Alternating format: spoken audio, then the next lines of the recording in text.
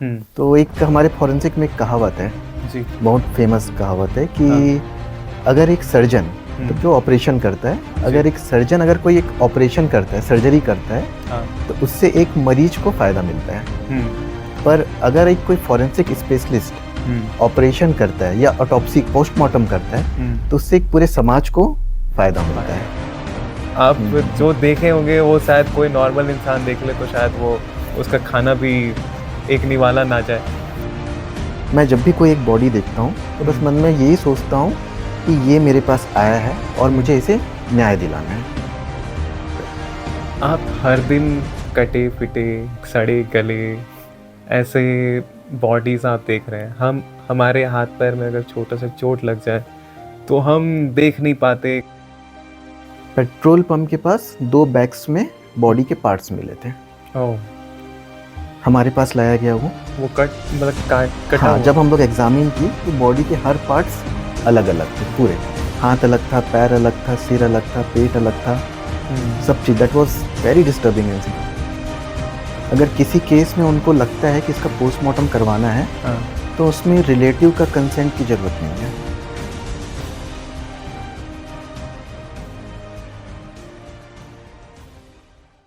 तो स्वागत है सर आपका हमारे एक और नए वीडियो में। और सबसे पहले आपका परिचय मैं जानना चाहूँगा। मेरा नाम डॉक्टर टिकेंद्र देवांगन है। जी। मैं जिला अस्पताल दंतेवाड़ा में फॉरेंसिक विशेषज्ञ के पद पर हूँ अभी। अच्छा सर, आपने कैसे सोचा कि हाँ मैं फॉरेंसिक में जाऊँ?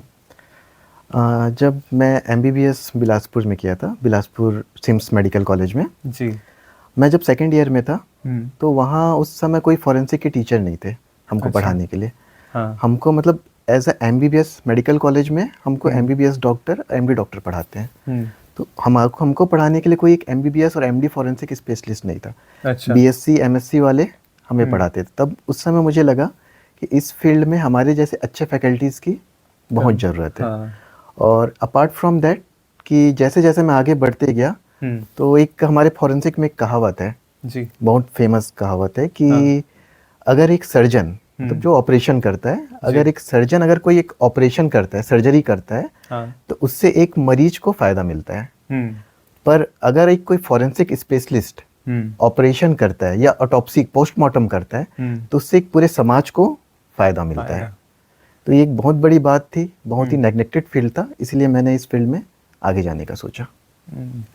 सर, जैसे ही हम फॉरेंसिक सुनते हैं तब हमारे जो नॉर्मल लोगों के मन में भी यही ख्याल आता है कि पोस्टमार्टम। हाँ, तो ये पोस्टमार्टम होता क्या है, और अगर कोई पोस्टमार्टम करते हैं तो उसका एक नॉर्मल प्रोसेस क्या होता है, तो इसको थोड़ा बताएंगे। पोस्टमार्टम क्या होता है? एक मृत शरीर का, डेड बॉडी का कंप्लीट एग्जामिनेशन होता है। अच्छा। पूरे शरीर का एक कंप्लीट एग्जामिनेशन को ही पोस्टमार्टम बोलते हैं। उस कंप्लीट एग्जामिनेशन में एक एक्सटर्नल एग्जामिनेशन आ जाता है जिसको बाह्य परीक्षण बोलते हैं, और इंटरनल एग्जामिनेशन आता है, इंटरनल एग्जामिनेशन बोलते हैं। ये दोनों प्रोसेस जब पूरा होता है तभी उसको पोस्टमार्टम बोलते हैं। अच्छा सर, तो जैसे पोस्टमार्टम आप करते हैं तो वो क्या चीज़ होता है, मतलब क्यों किया जाता है? जैसे मैं यही जानना चाहूँगा, क्या क्राइम के लिए ही हमेशा किया जाता है, और क्या क्या चीज़ के क्राइम, कैसे क्राइम के लिए यूज़ किया जाता है इसका? पोस्टमार्टम करने के कुछ कुछ ऑब्जेक्टिव्स होते हैं कि पोस्टमार्टम किस लिए किया जाता है। पहला सबसे महत्वपूर्ण है कि मौत का कारण जानने के लिए, कॉज ऑफ डेथ। अच्छा। ठीक है, कि उस व्यक्ति की मृत्यु कैसे हुई थी। दूसरा हो जाता है कि उसमें जो अगर उस व्यक्ति के शरीर में कोई चोट है, तो उस चोट कैसे लगा, उस व्यक्ति किस कारण से वो चोट लगा है। किसी हथियार से अगर चोट लगा है, तो कौन से हथियार के कारण उसको वो चोट आई है। अच्छा। तो हमको पोस्टमार्टम एग्जामिनेशन से एक हथियार भी पता चल जाता है कि किस हथियार से उसे मारा गया है। लकड़ी से मारा गया है, चाकू से मारा गया है, बंडा से मारा गया है, कुल्हाड़ी से मारा गया है। ये सब हमें एग्जामिनेशन से एक आइडिया लग जाता है। मतलब आप लोग ऐसे देख के ही या एग्जामिन करके जो चोट लगा है, हाँ, आराम से बता सकते हाँ, हैं? आराम से बता सकते हैं कि किस प्रकार का हथियार इसमें प्रयोग में लाया गया अच्छा, होगा। बाप रे। तो ये मतलब खासकर क्राइम के लिए बहुत ज़्यादा ज़रूरी है। और साथ साथ इसमें हम लोग मौत का समय भी बताते हैं। मौत का समय भी? जी, इसको मरे हुए कितना टाइम हो गया है, 2 घंटा, 4 घंटा, 8, 12, 24, इस तरह से एक अनुमान लगाया जाता है। लोगों में सर थोड़ा ऐसे डर रहता है कि अगर हम हॉस्पिटल चले जाएंगे हमको नॉर्मल भी बीमारी है, लेकिन हम चले जाएंगे, तो अगर कोई हमारे परिजन का निधन हो जाता है तो पोस्टमार्टम कंपलसरी है। तो क्या ये हर जो भी हॉस्पिटल जाते हैं या जिसका भी डेथ हो सकता पोस्टमार्टम करना जरूरी है? नहीं, हर केस में पोस्टमार्टम नहीं होता। हम्म। हम लोग अपने साइंटिफिक भाषा में जो मौत होती है उसको, डेथ होती है, उसको दो पार्ट में डिवाइड किए हैं। अच्छा। एक होता है नेचुरल डेथ और एक होता है अननेचुरल डेथ। नेचुरल डेथ मतलब प्राकृतिक मौत। प्राकृतिक मौत मतलब अगर कोई लंबी बीमारी से खत्म हो गया, किसी की उम्र ज्यादा हो गई इस कारण से खत्म हो गया, कोई हार्ट अटैक से खत्म हो गया, ये प्राकृतिक मौत में आ जाती है। और प्राकृतिक मौत में पोस्टमार्टम की जरूरत नहीं होती। अच्छा। और जितनी भी अप्राकृतिक मौत है, अननेचुरल डेथ है, जैसे मान लो कोई एक्सीडेंट से खत्म हो रहा है, फांसी लगा के खत्म हो रहा है, पानी में डूबने से, सांप काटने से, बिजली गिरने से, अच्छा, या फिर किसी का मर्डर हो जा रहा है, हत्या हो रही है किसी की, तो ये सब केसेस में पोस्टमार्टम की जरूरत होती है। सर आपने अभी थोड़ी देर पहले बताया कि किसी इंसान का कब डेथ हुआ है उसके बारे में भी आप पता कर सकते हो कि कब उसका टाइम हुआ होगा, हाँ, डेथ टाइम हुआ होगा। तो ये आप ऐसे ही बता सकते कि हमें जो दर्शक नॉर्मल भाषा में समझ सके कि कैसे जान पाएंगे? हाँ, जब किसी की मृत्यु होती है तो हमारे बॉडी में बहुत सारे चेंजेस आते हैं। अच्छा। शुरू में हम जैसे अपने बॉडी को टच करेंगे तो हमारे बॉडी का एक नॉर्मल टेम्परेचर रहता है, 98.6 डिग्री फ़ारेनहाइट रहता है। पर जैसे आदमी की मृत्यु हो जाती है तो बॉडी धीरे धीरे ठंडा होने लगता है। अच्छा। उसको बोलते हैं अल्गर मॉर्टिस साइंटिफिक भाषा में। ठीक। तो बॉडी किस रफ्तार से ठंडा हो रहा है, इससे एक अनुमान लगा सकते हैं कि उसको मरे हुए कितना समय हुआ। इसके बाद एक आता है राइगर मॉर्टिस, कि बॉडी अकड़ने लगती है, ठीक है, स्टिफ हो जाती है बॉडी। मरने के 2 से 4 घंटे बाद बॉडी अकड़ने लगती है, उसको बोलते हैं राइगर मॉर्टिस। तो राइगर मॉर्टिस से भी हमें पता चलता है कि इसको मरे हुए कितना समय हो गया। लगभग हमारे शरीर में, शरीर को पूरे अकड़ने में आने में 12 घंटे का समय लगता है। वो राइगर मॉर्टिस। राइगर मॉर्टिस, ठीक है। आप मतलब शरीर इतना अकड़ जाता है, जैसे आप मुट्ठी खोलना चाहेंगे तो मुट्ठी भी नहीं खुलेगी। अच्छा। मतलब इतना, अगर हाथ ऐसा इस पोजीशन में इसको नीचे करेंगे तो ये जल्दी आसानी से नीचे नहीं होगा। तो ये हमको इसका एक प्रोसेस होता है कि कौन सा बॉडी पार्ट पहले अकड़ेगा, फिर धीरे धीरे पूरे बॉडी पार्ट में होता है। अच्छा। तो ये 2-4 मेथड हैं जिससे हम पता करते हैं कि इसको मरे हुए कितना समय हुआ है। अच्छा सर, जैसे आप पोस्टमार्टम करते हैं तो आप लोगों को क्राइम सीन में भी जाना पड़ता है? हाँ, जाना पड़ता है। कभी कभी कोई अगर सेंसिटिव केसेस वगैरह रहते हैं तो जो बॉडी में जो फाइंडिंग है, हाँ, और क्राइम सीन में जैसा मिल रहा है उसको कोरिलेट करने के लिए कई बार हमें जाना पड़ता है।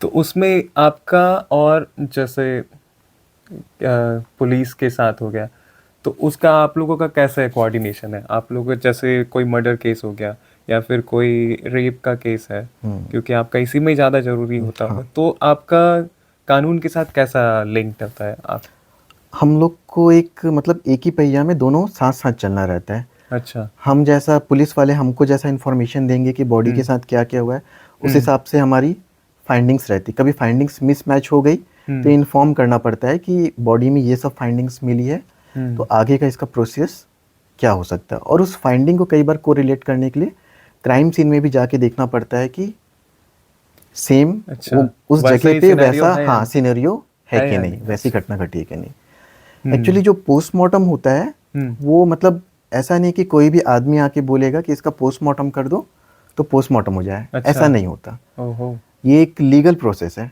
अच्छा। जब कोई पुलिस वाला आएगा, मतलब इन्वेस्टिगेटिंग ऑफिसर, वो एक रिक्विजिशन फॉर्म लेके आएगा हमारे पास। उसके बाद ही उसका आप लोग उसको करते, मतलब पोस्टमार्टम स्टार्ट करते हैं। सर, जैसे कॉमनली बोला जाता है कि पोस्टमार्टम अगर कर रहे हैं तो लोगों की ऐसी मानते हैं वो कि डॉक्टर लोग तो एकदम नशे में धुत तो होते होंगे, है ना, और एकदम वो उसी नशे की हालत में ही वो पोस्टमार्टम करते होंगे। और ऐसा भी मिथ है कि जो डॉक्टर्स होते हैं या फिर वहाँ के पोस्टमार्टम में जितने स्टाफ होते हैं वो हमारे परिजनों के जो डेथ हुए हैं उनका ऑर्गन्स चोर लेंगे।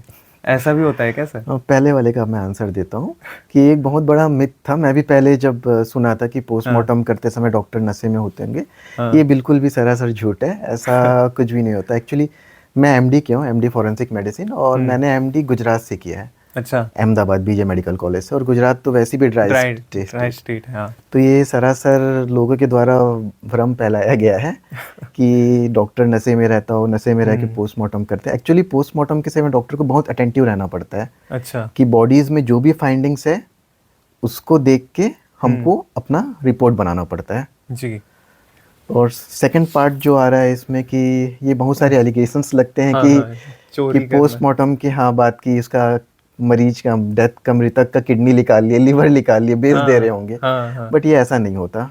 हमारे पास बॉडी 2-3 घंटे बाद आती है, तब तक ऑर्गन्स कोई काम के नहीं कोई रहते, फंक्शनल नहीं होते। फंक्शनल नहीं रहते, क्योंकि जब तक हम जीवित हैं ऑर्गन को ऑक्सीजन और न्यूट्रेंट मिल रहे हैं। जैसे ही हम ख़त्म हो जाते हैं ऑर्गन को ऑक्सीजन और न्यूट्रेंट मिलना बंद हो जाता है। जाएगा। ऑक्सीजन, अगर ऑर्गन को ऑक्सीजन ही नहीं मिल रहा है तो फिर वो उसके सेल्स डेथ हो जाते हैं और फिर ऑर्गन कोई काम का नहीं रहता। इस अभी आप जो बोले सर, उसी में एक क्वेश्चन आ रहा है मेरे मन में कि अगर जो फिर बॉडी बॉडी में ऑर्गन डोनेट करना चाहते हैं, वो डेथ के टाइम पे जैसे बता दे रहते हैं या पहले से ही वो लिखे बोल चुके होते हैं, तो सर वो कैसे होता है अगर वो ऑर्गन डोनेट करने का होता है? ऑर्गन डोनेट आपके अंडर है या फिर और कोई किन के अंदर? ये एक्चुअली इसका एक अलग से टीम रहता है, एक हॉस्पिटल रहता है, वो स्पेशली डेजिग्नेटेड रहता है। ठीक। ऑर्गन डोनेशन का भी स्पेसिफिक एक लॉ बना हुआ है उसके लिए कि ऑर्गन डोनेशन कैसे कर सकते हैं, कौन कर सकता है, उसका प्रोसीजर क्या है। एक अच्छा, ह्यूमन ऑर्गन डोनेशन का एक अलग से लॉ बना हुआ है। तो एक्चुअली जिसकी डेथ होती है, जो कंसेंट दिया रहता है कि अगर मेरी मृत्यु हो गई तो मेरे ऑर्गन्स को डोनेट किया जाए। तो जब तक डोनेट नहीं हो जाता ऑर्गन, जब तक उसकी बॉडी से नहीं निकाल जाते, तो उसके वाइटल ऑर्गन को ऑक्सीजन और न्यूट्रिएंट पहुंचाते रहते हैं। अच्छा, ताकि वो डैमेज, एक सिंपल भाषा, आम आदमी के भाषा में बोलूं तो उसको ऑक्सीजन न्यूट्रिएंट पहुंचाते रहते हैं ताकि वो डैमेज ना हो, जब तक वो दूसरे ऑर्गन, दूसरे आदमी में उसको ट्रांसप्लांट ना किया जाए। सर अभी आपने यहाँ दंतेवाड़ा में कितना टाइम हो गया आप फॉरेंसिक यहाँ पे अपॉइंट होके? 3 साल हो गया मुझे। 3 साल हो गया। 3 साल हो गया। तो यहाँ पे ऐसा कौन सा केस आया, आप ज़्यादा डिस्क्लोज मत कीजिए, लेकिन कुछ ऐसा केस हो सकता हो जो कि आप इन्वॉल्व हुए, फिर आपके इन्वेस्टिगेशन में उस केस का रुख ही चेंज हो गया हो, ऐसा कुछ रहा है? ऐसे तो बहुत सारे केसेस रहे हैं यहाँ पर। एक फॉरेंसिक एक्सपर्ट के होने से, एक मेडिकल ऑफिसर के होने से बहुत अंतर आ जाता है कि हमारा पॉइंट ऑफ व्यू देखने का, केस को समझने का। एक केस कटी कल्याण का केस था, ज़्यादा डिटेल नहीं बताऊंगा, आइडेंटिटी डिस्क्लोज नहीं करूंगा। हाँ, नहीं। कटी कल्याण का केस था। मेरे पास पुलिस रिक्विजिशन आया, उसमें थोड़ा सा केस के हिस्ट्री के बारे में लिखे रहते हैं कि घटना क्या थी। उसमें लास्ट जो मृतक डेड बॉडी थी वो पेड़ से लटकी हुई मिली थी, रस्सी से लटकी हुई। ठीक। तो इनिशियल देखने से ऐसा लग रहा था कि वो फांसी लगा के सुसाइड, आत्महत्या किया, सुसाइड किया है करके। पर जब मैंने पोस्टमार्टम किया, बॉडी को अच्छे से ऑब्जर्व किया, तो उसमें बहुत सारे डंडे से मारे हुए निशान थे। अच्छा। और फिर जब मैंने नेक का एग्जामिनेशन किया, गले का, तो उसमें देखा मैंने कि गला दबा के उसे मारा गया है। अच्छा। तो पहले इसे डंडा से मारा गया, गला दबा के मारा गया था, और बाद में उसे आत्महत्या बताने के लिए पेड़ में लटका दिया। मेरे पोस्टमार्टम रिपोर्ट में ये आया कि ये हत्यात्मक है, इसकी हत्या की गई है। अच्छा। तो ये देखिए, अब जो सुसाइड होने वाला था वो पूरा ही चेंज हो गया, केस पूरा चेंज हो गया। हाँ। इस आधार पे पुलिस ने जांच की और आरोपी भी पकड़े गए थे इसमें। और कुछ ऐसा इंटरेस्टिंग कोई? इंटरेस्टिंग एक और अभी अभी हाल ही की घटना हुई थी। एक महिला की लाश मिली हुई थी। कहाँ पे? वो ज़्यादा डिस्क्लोज नहीं करूँगा मैं। तो इनिशियली मुझे ये बोला जा रहा था कि ये बस कि यहाँ पर एक आदिवासी क्षेत्र है जी, महिला भी शराब का सेवन करती हैं, तो बाजार में वो ज़्यादा अल्कोहल लेके ज़्यादा ले ली होगी और फिर ख़त्म हो गई होगी। ठीक। ये हिस्ट्री लेके मेरे पास आया था। जब मैंने एग्जामिनेशन किया तो आई वाज रियली शॉक्ड कि उसके प्राइवेट पार्ट्स में इंजरी थी। अच्छा। और उसमें ज़्यादा इंजरी और ब्लीडिंग होने के कारण उसकी डेथ हुई थी। ओह। तो उस फाइंडिंग से, मेरे जो मैंने बताया जो फाइंडिंग, उसके आधार पर पुलिस ने अपराध कायम किया और फिर आरोपी की तलाश की और आरोपी पकड़ा गया उसमें। अभी आप जितना कुछ बताए सर कि एक फेस ऐसा दिखता है कि कुछ नहीं हुआ है, मतलब ये तो नॉर्मली डेथ है या फिर ऐसे कुछ सुसाइड है, डेथ, नॉर्मल डेथ है ना। और लेकिन आप अब ऐसा बोल रहे हो कि आपकी वजह से थोड़ा केस और ज़्यादा खुल गया। हाँ, एक नया पर्सपेक्टिव मिल गया। इसलिए मैं बोला था कि जब एक शुरू में कि एक फॉरेंसिक वाला सर्जरी करता है तो पूरे समाज की भलाई होती है। एक अपराधी पकड़ा जाता है, अपराधी पकड़ाने से पूरा समाज एक थोड़ा सेफ हो सकता है उससे। हाँ, नहीं तो उसी में ही मैं एक सवाल है कि इतना जब आप कर पा रहे तो कहीं ना कहीं तरफ से आपको दबाव मिलता होगा कि तुम ये कर रहे हो तो हमको इसमें खतरा है। तो ऐसा कुछ वैसा ही खतरा होता है या फिर आपको चुनौतियां तो आती होंगी, कुछ तो ऐसा चुनौती होगी? चुनौतियां तो बहुत रहती है, बट अभी तक यहाँ ऐसा कोई दबाव नहीं आया। यहाँ के प्रशासनिक अधिकारी और हमारे सीनियर्स बहुत सपोर्टिव हैं इस चीज़ के लिए। अरे तब तो बढ़िया है। और इसलिए कभी दबाव अगर देखा जाए तो जो परिजन रहते हैं जी, उनकी थोड़ी जो लैक ऑफ नॉलेज है उनके तरफ से आता है। एक्चुअली वो पोस्टमार्टम जो भी होता है वो गवर्नमेंट हॉस्पिटल में होता है। अगर कहीं बॉडी मिल गई तो उसके हिसाब से मर्चुरी शिफ्ट किया जाता है। ये प्राइवेट हॉस्पिटल में नहीं होता, गवर्नमेंट हॉस्पिटल। और लोगों को क्या लगता है कि बॉडी अगर मर्चुरी पहुंची है तो तुरंत उसका पोस्टमार्टम होना चाहिए। अच्छा, बॉडी पहुंच गई तो चलो जल्दी से पोस्टमार्टम कर दो, बट इसका एक लीगल प्रोसीजर है। 100 का पंचनामा होगा, पुलिस प्रतिवेदन बनेगा, और जब प्रतिवेदन हमारे पास आएगा तब फिर पोस्टमार्टम होता है। अच्छा, थोड़ा टाइम लगता ही है। थोड़ा टाइम लगता है। और कुछ केसेस में क्या होता है कि लोगों में एक टैबू है, वो लोग पोस्टमार्टम नहीं कराना चाहते। हाँ, काफी सारे लोगों में काफी सारे में, हाँ, परिवार को कैसे कटा फिटा देखें। हाँ, कैसे कटा फिटा देखें। तो बट एक एक लीगल प्रोसीजर है ये, प्रक्रिया है ये। जितने भी अननेचुरल डेथ होते हैं उसमें पोस्टमार्टम कराना जरूरी है। साथ में ये भी बताना चाहूँगा कि बहुत सारों को यहाँ पता नहीं रहता, जैसे जो सांप काटने से किसी की मृत्यु हो जा रही है, पानी में डूबने से मृत्यु हो जा रही है, बिजली गिरने से हो जा रही है, जंगली जानवर के हमले से हो जा रही है। हाँ। कुछ अगर केसेस हैं जिससे पोस्टमार्टम कराने के बाद सरकार की तरफ से उनको सहायता राशि और मुआवजा मिलता है। अच्छा, इसमें मिलता है? जी, इसमें मिलता है। तो इसलिए अगर पोस्टमार्टम नहीं होगा तो सहायता राशि भी, मुआवजा भी नहीं मिलेगा। एक्सीडेंट के केसेस हो गए, इंश्योरेंस क्लेम करना है तो कई बार उसमें पोस्टमार्टम रिपोर्ट मांगा जाता है, बिना उसके इंश्योरेंस क्लेम नहीं होता। सर, हम बचपन से सीआईडी देखते आ रहे हैं और उसमें जो एक फेवरेट कैरेक्टर है, हर किसी का हो सकता है ऐसा, वो डॉक्टर सालुंके। तो वैसा अभी आप वैसा ही काम कर रहे हैं और वहाँ जैसे हम सीआईडी में देखते आ रहे थे या फिर मूवीज़ में जैसा देखते हैं कि फॉरेंसिक में ये चीज़ हो रहा है, बहुत कुछ वहाँ पे अलग ही लेवल का दिखता है। आप भी देखते ही होंगे जरूर। हाँ, तो क्या जैसे मूवीज़ में दिखाया जाता है, टीवी सीरियल्स में दिखाया जाता है, वेब सीरीज़ में दिखाया जाता है, क्या वो हम सच मान लें कि कुछ अलग ही होता है? बहुत अलग होता है। बहुत कुछ मूवीज में दिखाया जाता है, फ्रिक्शन दिखाया जाता है। आप लोग मूवी में देखेंगे कि जैसे डेड बॉडी मर्चुरी टेबल में रहती है, उसके आजू बाजू 5-10 लोग खड़े रहते हैं, सब सोचते रहते हैं क्या हुआ होगा इसमें। ऐसा नहीं होता। अच्छा। ऑटोप्सी रूम जहाँ पोस्टमार्टम होता है वहाँ बाहर के लोगों किसी और को अलाउड नहीं रहता। बिल्कुल अलाउड? बिल्कुल अलाउड। डॉक्टर रहता है या डॉक्टर की टीम रहेगी और डॉक्टर के साथ एक हेल्पर रहता है। अच्छा। वो रहता है और वो उन्हीं लोग ही पूरा रिपोर्ट बनाते हैं। अच्छा। दूसरा, कई बार आप डॉक्टर सालुंके को भी देखे होंगे या किसी और को देखे होंगे कि बोलते हैं कि इसको मरे हुए 10 घंटा 12 मिनट 40 सेकंड हुआ है। अच्छा। तो ये नहीं बताया जा सकता। हम एक अनुमान लगा सकते हैं बॉडी में जो चेंजेस आए हुए हैं, वो टेम्परेचर के अकॉर्डिंग। हाँ, टेम्परेचर और हाँ, शरीर में जो राइगर मोर्टिस है तो उसके अकॉर्डिंग हम एक थोड़ा सा अनुमान लगा सकते हैं। अच्छा, तो सर आप एक बात हमें बता दीजिए, जो भी दर्शक भी देखें, कि एक जो नॉर्मल समाज के लोग हैं वो पोस्टमार्टम को लेके क्या सोचें और क्या उनके मन में होना चाहिए, कि उनको ज़्यादा डरना चाहिए इस बारे में कि क्या? इसमें डरने वाली कोई बात नहीं। इसमें समाज में हमारे अवेयरनेस होना बहुत ज़रूरी है। पोस्टमार्टम एक लीगल प्रोसीजर है, न्यायिक प्रक्रिया है और इसमें उन लोग को सहयोग करना चाहिए और ये उनकी भलाई के लिए करते हैं। हम लोग बस जस्टिस के लिए काम करते हैं। कई बार बोला जाता है कि ये नॉर्मल सुसाइड केस है, पर बाद में वो हत्या निकल जाती है। कई बार कुछ बोलते हैं कि इसकी आकस्मिक मौत हो गई, पर बाद में अच्छे से जांच करने में पता चलता है कि सांप काटने से मौत हो गई या कुछ और कारण से मौत हुई है इसकी। तो पोस्टमार्टम एक जरूरी प्रोसेस है। अगर उसके मौत का कारण ठीक से पता नहीं है या कोई संदेह है तो इसमें परिजनों को जरूर पोस्टमार्टम के लिए सहयोग करना चाहिए। नहीं तो अगर नहीं करेंगे तो जो उनके परिवार, मतलब जिनका भी डेथ हुआ है, उनका फिर राज ही रह जाएगा कि क्या हुआ है, राज ही रह जाएगा। और एक्चुअली ये देखा जाए तो पोस्टमार्टम करवाना पुलिस का काम है।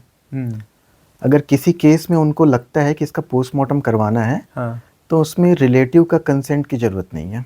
अच्छा, मतलब हाँ। अगर किसी का डेथ हुआ है तो उनके फैमिली मेंबर्स का कंसर्न का जरूरत नहीं है, कंसेंट का अगर जरूरत वो नहीं है। ना भी बोले तो भी ये तो भी कंपलसरी है? एक भांसी का केस था। अच्छा। एक महिला 7 साल के अंदर शादी के अंदर ही सुसाइड कर ली थी, अच्छा। और गांव वाले चाह रहे थे कि इसका पोस्टमार्टम ना ना किया। किया जाए। ठीक। बट पुलिस वाले रिक्वेजिशन फॉर्म लेके आ गए थे मेरे पास, और मुझे हम्म। करना था। बट जैसे ही हम्म। करने वाला था, मर्चुरी के बाहर लगभग 50-100 आदमी खड़े हो गए थे घेर के कि इसका हम पोस्टमार्टम होने नहीं देंगे। अच्छा। तो मैंने बाद में हायर अथॉरिटीज़ को बताया, पुलिस फोर्सेस आई, और फिर हम्म। उसका पोस्टमार्टम हुआ था। तो गांव घर वालों का कंसेंट इसमें वैल्यू नहीं रखता। हम्म। सर, आप हर दिन कटे फिटे, सड़े गले, ऐसे बॉडीज आप देख रहे हैं। हम हमारे हाथ पैर में अगर छोटा सा चोट लग जाए तो हम देख नहीं पाते, खून हम देख नहीं पाते। फिर और हमारे मन में, दिमाग में सोते समय एनी टाइम वही ख्याल आते रहता है। और आप तो क्या कुछ नहीं देख पाए हैं। आप हम्म। जो देखे होंगे वो शायद कोई नॉर्मल इंसान देख ले तो शायद वो उसका खाना भी एक निवाला ना जाए। तो ये आप कैसे डील करते हैं, इतना सब कुछ देख के आराम से खाना खा पाना या फिर अच्छी नींद सो पाना? ये आपके नसीब में है या फिर आपको तकलीफ अभी भी पहुंचता है? अ, मैंने 2016 में एडमिशन लिया था एमडी करने के लिए। अच्छा। तो पहला जो केस था मेरा, वो हम्म। एक डिकम्पोज बॉडी थी, बॉडी में पूरे मैगट्स वगैरह लगे हुए थे। ओह। मैं उसको देख नहीं पाया था, वॉमिटिंग हो गई थी मेरे से। हम्म। पोस्टमार्टम करना, रोज लाशें देखना, हम्म। ये एक बहुत ही आपको इमोशनली स्ट्रांग होना पड़ेगा हाँ। और मेंटली स्ट्रांग होना पड़ेगा। ये आसान काम नहीं है। बट मैं जब भी कोई एक बॉडी देखता हूँ तो बस हम्म। मन में यही सोचता हूँ कि ये मेरे पास आया है और हम्म। मुझे इसे न्याय दिलाना है, अच्छा। और एक समाज की बेहतरी के लिए काम करना है। मेरे हम्म। दिमाग में ये चलता है कि मुझे इसको कैसे भी करके इसको एक न्याय दिलाना है। दिलाना। ये सोच के मैं एक अच्छे से काम कर, साथ साथ एक बोलते हैं कि फैमिली सपोर्ट अच्छे से होना चाहिए, हाँ। वो बहुत ज़रूरी है। तो फॉरेंसिक में एडमिशन से लेने के आज तक हम्म। पिताजी मेरे हमेशा साथ दिए हैं, हमेशा बढ़िया है सपोर्ट किए सर। हैं। तो वो एक घर का सपोर्ट भी बहुत ज़रूरी रहता है। हम्म। तो सर, जैसे अभी ये इतना सब कुछ आप कर चुके हैं तो उसमें मैं जानना चाहूँगा कि आपका सबसे वर्स्ट केस कौन सा रहा? सबसे वर्स्ट जो आपको ना, अरे यार ऐसा ख्याल आया हुआ हो कि बस कैसे हो जाए जैसा ख्याल? हाँ, एक सबसे वर्स्ट केस बताता हूँ और सबसे अच्छा केस कौन सा किया था मैंने। अच्छा। दोनों अहमदाबाद के ही केसेस थे। अच्छा, वहाँ पे पढ़ाई करते वक्त? हाँ, मैंने उस समय अपना एमडी पास आउट कर लिया था और सीनियर रेसिडेंसी कर रहा था। ओह, ठीक। वर्स्ट केस क्या था, एक वहाँ पेट्रोल पंप था, जहाँ हम्म। तक थोड़ा थोड़ा याद है, 2019 की बात है शायद ये। अच्छा। पेट्रोल पंप के पास 2 बैग्स में बॉडी के पार्ट्स मिले थे। ओह। हमारे पास लाया गया वो। वो कट, मतलब काट कटा हाँ, हुआ? जब हम लोग एग्जामिन किए तो बॉडी के हर पार्ट्स अलग अलग थे पूरे।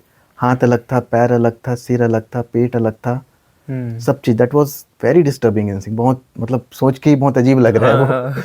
देखने के लिए। हाँ। हमने पूरा अरेंज किया, ठीक। ठीक है। उससे पता चला कि ये पूरी पार्ट्स एक ही बॉडी की है। अच्छा। उसके बाद एग्जामिन किया। हम्म।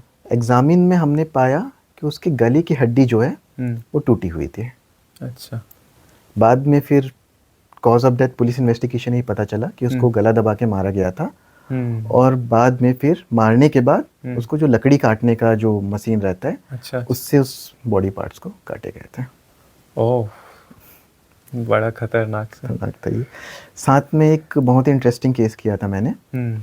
एक मेरे पास 6 महीने का बच्चा आया था, डिकम्पोज था, 7 से 10 दिन पुराना था वो। अच्छा। वो पानी से मिला था, हम्म। ठीक है। पानी में कुछ जीव जंतु रहते हैं, उसको जगह जगह काट दिए थे। जो अच्छा। केकड़े हो गए, मछली हो गए, हम्म। अलग अलग जगह काटे थे। हाँ। पुलिस को समझ में नहीं आ रहा था इसकी मौत कैसे हुई है। अच्छा। मैंने एग्जामिन किया हम्म। तो उसके पेट में छोटा सा, लगभग 1-2 इंच का मैंने गड्ढा देखा था। अच्छा। शुरू में उनको लग रहा था कि कोई जंगली जानवर इसे काट दिया होगा, इस कारण। जब मैंने एग्जामिन किया तो पता चला कि इसके पेट में चाकू मारा गया। तो अच्छा। 6 महीने के बच्चे में अच्छा। स्टैब, चाकू मार गया। अरे। चाकू मार के उसकी हम्म। हत्या की गई थी और बाद में उसे फेंक दिया गया था। और फिर उस रिपोर्ट के आधार पर पुलिस ने जांच किया हम्म। और आरोपी की पहचान। ये इंटरेस्टिंग केस था, इसको मैंने जर्नल में पब्लिश भी किया था। इंडियन जर्नल में, एक रेपुटेड जर्नल है, उसमें ये अच्छा। केस रिपोर्ट पब्लिश भी हुआ था ये। बढ़िया सर। सर, अब एक आखिरी चीज़ बता दीजिए, अगर जो ये फॉरेंसिक में जाना चाहते हैं, बहुत सारे स्टूडेंट्स होंगे जो चाह रहे होंगे कि आप जैसा बने, तो उन्हें आप कुछ सलाह देना चाहेंगे? ये बहुत अच्छा ब्रांच है। बहुत सारे लोग इससे डरते हैं कि पोस्टमार्टम करना है। मैं ये बोलना चाहूँगा, एक नॉर्मल प्रोसेस है ये। इसमें डरने वाली कोई बात नहीं है। अगर एक कोई डॉक्टर सर्जन सर्जरी करता है तो उसके कोई पेट खोलना पड़ता है, हार्ट का सर्जरी करता है तो छाती खोलना पड़ता है, सिर का सर्जरी करता है तो हेड ओपन करना पड़ता है। तो इस तरह पोस्टमार्टम भी एक प्रोसेस है, पर इसमें लोग एक टैबू बना के रखे हैं कि पोस्टमार्टम करता है ऐसा। इसमें ऐसा कुछ नहीं, जबकि आप एक समाज की और लोगों की न्यायपालिका की मदद कर रहे हैं आप, बहुत बड़ा। तो आप इसमें आप काम करिए, और हमारे प्रदेश में, हमारे देश की सेवा में बहुत ज़रूरत है। हाँ। अभी आप देखेंगे तो बस दंतेवाड़ा में एक फॉरेंसिक एक्सपर्ट है। हाँ। जबकि सुकमा, बीजापुर, नारायणपुर, कोंडागांव, यहाँ कोई फॉरेंसिक एक्सपर्ट नहीं है। कोई नहीं है? कोई एक्सपर्ट नहीं है यहाँ बस पर। आप? हाँ, यहाँ बस मैं एक फॉरेंसिक एक्सपर्ट हूँ यहाँ पर। तो इसकी बहुत ज़रूरत है। अरे सर, सही बात है सर। और जो भी इंस्पिरेशन लेके आपको, आपका वीडियोस देख के, अभी जो हमारा पॉडकास्ट हुआ है इसमें समझें कि कितना वैल्यूएबल होता है एक forensic doctor. Thank you sir, आपसे बात करके काफ़ी अच्छा लगा। बहुत कुछ नया सीखने को, जानने को मिला, और हमारे दर्शकों को भी जानने को मिला कि क्या होता है एक केस के पीछे का। एक आप जैसे काम करते हैं फॉरेंसिक डॉक्टर का काम, जिससे कि कोई सा भी केस हो आराम से रुख बदल सकता है और केस आसानी से सॉल्व हो सकता है। और जितना आपने बताया कि फिल्मी दुनिया और रियल दुनिया काफ़ी अलग होता है, और बहुत सारे चीज़ों को आपने जो सही किया कि हाँ क्या क्या टैबू होते हैं जो हमारे यहाँ नॉर्मल सोचते हैं। थैंक यू सर, आपसे बात करके अच्छा लगा। Thank you.